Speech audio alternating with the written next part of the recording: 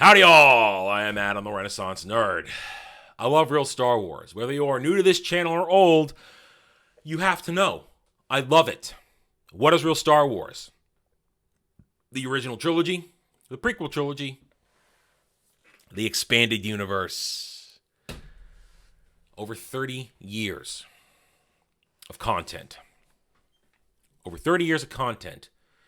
Started by George Lucas, broadened, carefully handled, and lovingly tended to by many others after him. Before 2012, after 2012, Disney took over, and they took a giant piss on it and shat on real fans, and welcomed in the Stan base, their Stan army, who are not real Star Wars fans. They're all fake Star Wars fans. We'll get into that in a moment. Real Star Wars, we're not getting real Star Wars for a long time. We have to get to a point where Disney does not own Star Wars anymore. But we hear this news from yesterday and we think, oh, well, maybe we're getting there a little bit faster. Why? Let's be honest. If you're dealing with facts and logic, which is what we do on this channel, Disney hasn't made money on Star Wars. They haven't. It's been a money pit, financial failure. Putting everything on Disney Plus, the black hole of entertainment, creativity, and financing, doesn't make Star Wars successful. They sold no merch. Nobody cares. We'll get to that in a moment again. But when we see this, shake up, Feige, Jenkins, movie shelved, Waititi wants to star in his own movie. You look at this, and there's the positives and the negatives. One, the positives. This is the biggest sign yet how bad Disney Lucasfilm, Disney Star Wars is doing.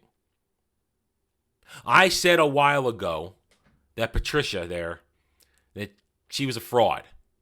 Uncreative, untalented, can't write, direct, or produce. What does that mean?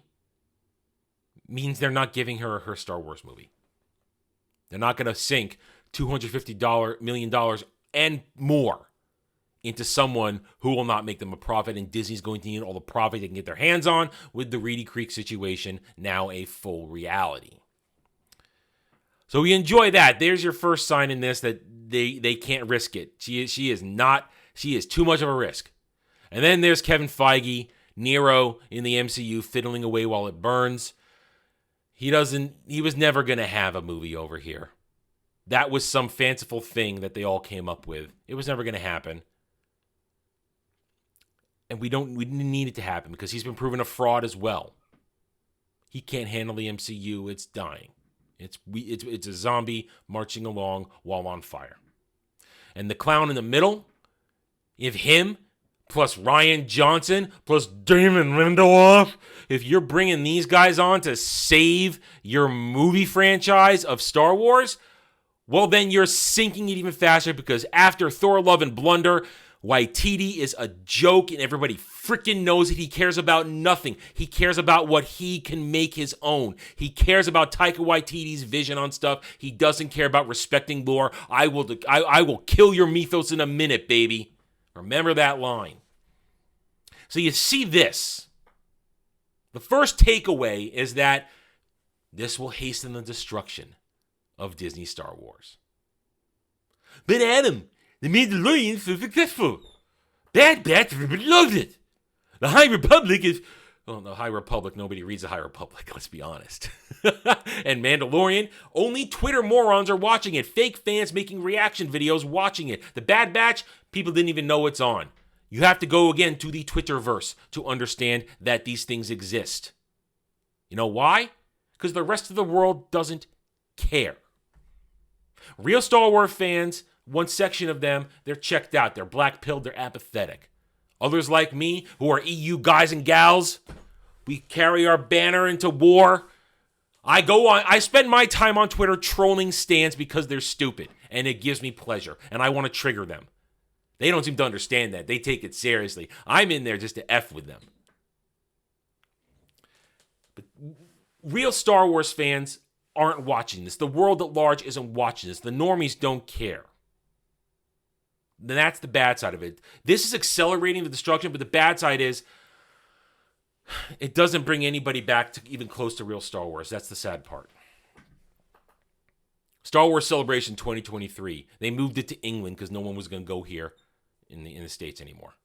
And they've already canceled 2024. If Star Wars was so healthy in Disneyland, then why are they canceling Celebration 2024 already? Yeah, that's the sad part. As I said, real Star Wars is far away. I believe one day, I hope one day it can be brought back and can be saved when a better custodian comes along, when Disney is forced to sell it because it's not profitable and they need all the money they can get. There are other movies not making money. There are other franchises not making money. MCU, flop, flop, flop, flop, flop. The $71 billion deal albatross that is Fox Studios hangs around their neck. They haven't made profit on the $4 billion deal from Star Wars. You think, where's the profit from the $71 billion deal to get Fox? Had to get that X-Men and Fantastic Four that you haven't used. Let's take away the fun aspect that this is burning. It's going to burn faster. Watch the stands cry as more things get canceled. But at the same time, understand you're not bringing back in real Star Wars fans, even with this good news. Because they don't care. They don't care. That's why it's my job and it's your job. Those of us who are still willing to keep carrying the EU banner, the real Star Wars banner, it's our job to just stay strong, to collect, protect, and preserve real Star Wars so that a future generation, a future custodian will have a true fan base, a true fandom waiting to support them. The minute they say, Disney gone, real Star Wars restored, we hear you. We're here to support you. And it's not going to be the likes of Jon Favreau or Dave Filoni, because they don't care about anything but what they do. Jon Favreau is not your ally. He's not your friend. Quoted right now, he listens to the fans to make changes in continuity. No, that's the stand base. You haven't listened to real fans for a long time. And Filoni only cares about the Filoniverse. He only cares about making Ahsoka center stage and pushing Luke off to the side. That's what he cares about. He cares about bastardizing everything that made George Lucas's Star Wars glorious. As I said, it's our job to collect, protect, and preserve and celebrate real Star Wars. Be the lighthouse, be the beacon for those looking for real Star Wars to come ashore and be welcomed and educated and shown where to go.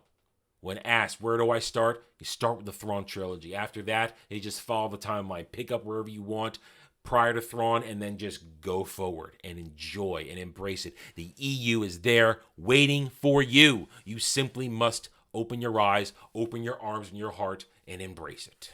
And I will be there to help you whenever you need me.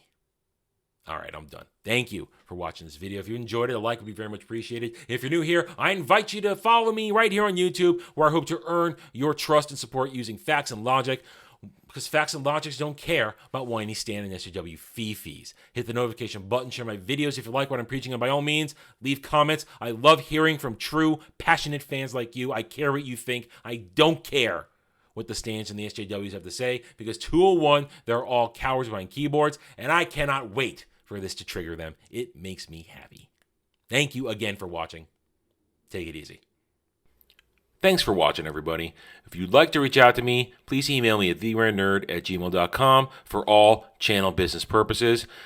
I am on Twitter now, mostly for promotion and sharing of videos, maybe a little shit stirring here and there, who knows, @theranernerd. You can also find me at the Geeks and Gamers forums under @ROAS, and you can see me on Rumble and Odyssey under the Renaissance Nerd. Thanks again for watching. Take it easy.